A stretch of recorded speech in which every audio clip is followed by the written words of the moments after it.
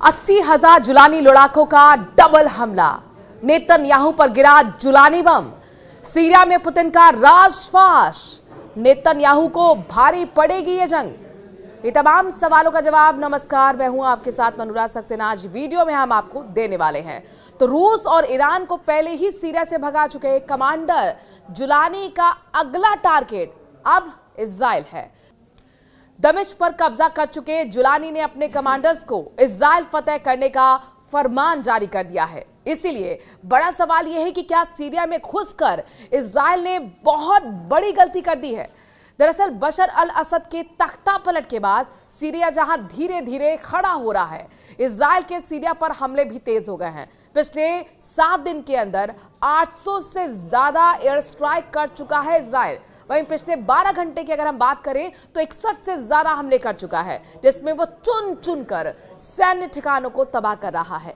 लेकिन जुलानी ने भी कसम खा ली है इजराइल को तबाह करने की और इस नरसंहार के बदला लेने की। इजराइल हमलों का जवाब देते हुए एटीएस के नेता भी इजराइल को बहुत बड़ी चेतावनी दे रहे हैं। जरा समझिए कि इस वक्त सीरिया में क्या चल रहा है और सीरिया के हमलों का जवाब देने के लिए जुलानी की क्या तैयारी है।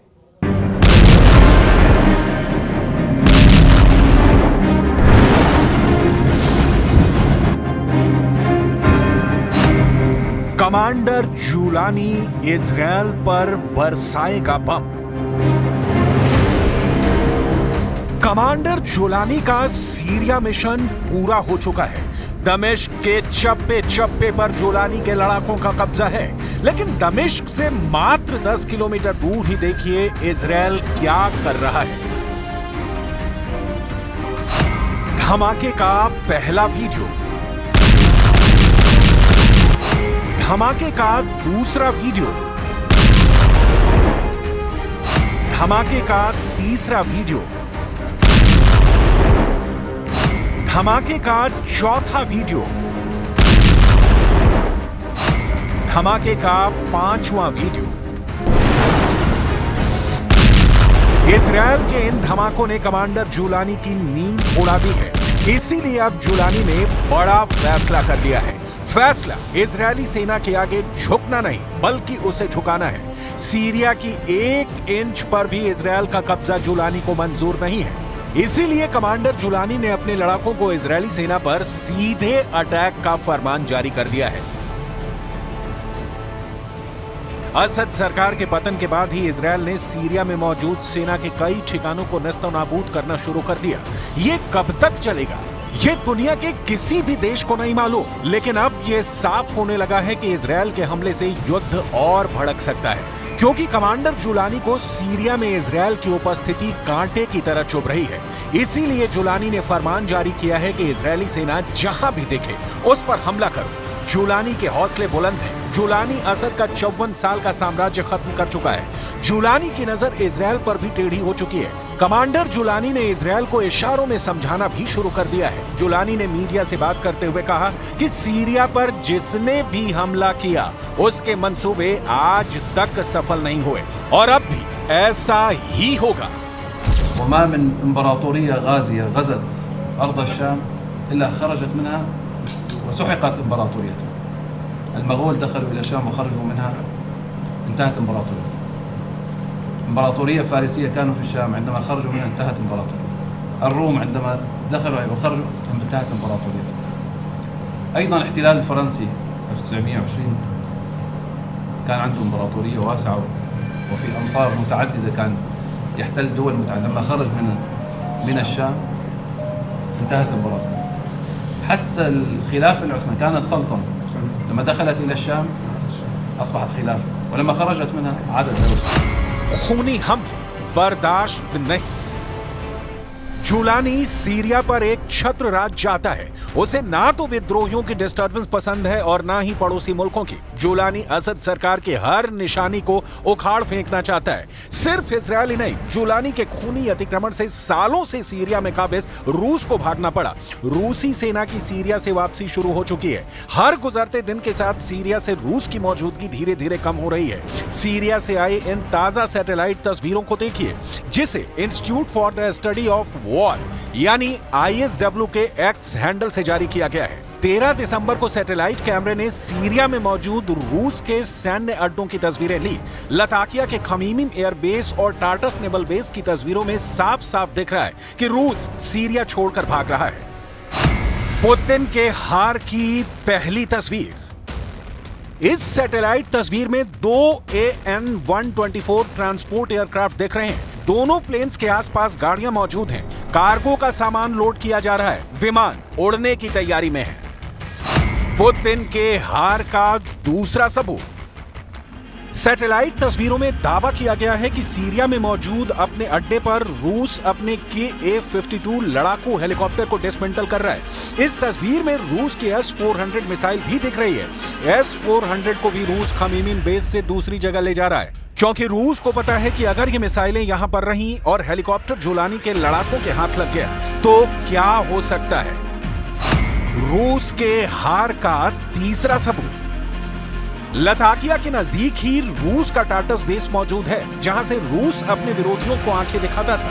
इसके पीछे टार्टस बेस की भौगोलिक स्थिति है, लेकिन असद सरकार के पतन के साथ ही रूस ने यहां से भी अपने युद्धपोत और पनडुब्बी निकाल लिए। छटपटा रहा है हिजबुल्ला।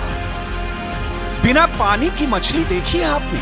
पहले वो पानी के लिए तड़पती है और फिर आखिरकार दम तोड़ देती है। लेबनान वाले हिजबुल्ला के साथ भी यही हो रहा है।